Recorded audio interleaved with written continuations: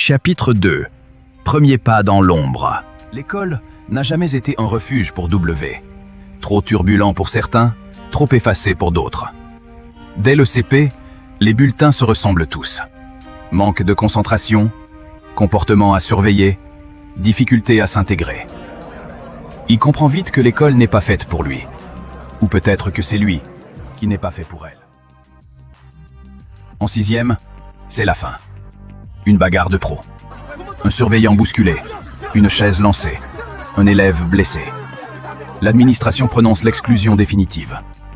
À 11 ans, W est déjà sorti du système. Officiellement déscolarisé. Officieusement abandonné. Ce n'est pas la colère qui le pousse dans la rue. C'est le vide. Et ce vide, il faut bien le remplir. Avec des actes, de l'adrénaline, du respect, de l'argent surtout.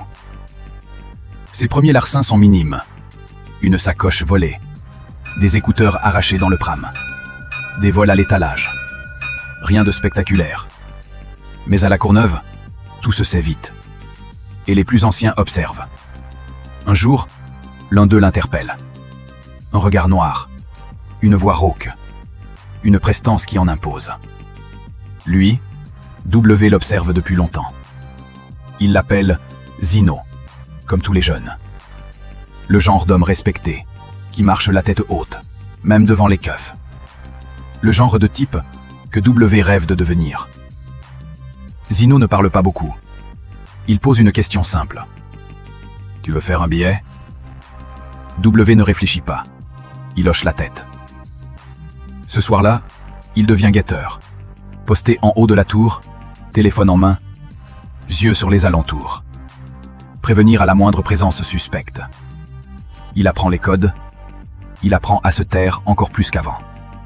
Et surtout, il reçoit son premier salaire. 100 € en liquide, remis dans un sac plastique. Pas grand-chose pour certains, une fortune pour lui. Il ne garde rien.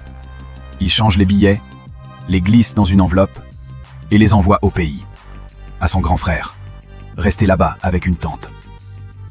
Ce frère qu'il n'a presque pas connu, mais qu'on lui a décrit comme solide, protecteur, prêt à tout pour lui. W se dit que c'est à son tour de prendre le relais. Alors il travaille pour deux, vit pour deux, se tait pour deux. Chaque billet envoyé est une promesse silencieuse. Tiens bon là-bas. Un jour, je te ramènerai ici. Et dans le quartier, la rumeur enfle. Le petit Wassim, il est plus dans le game. Maintenant, c'est W.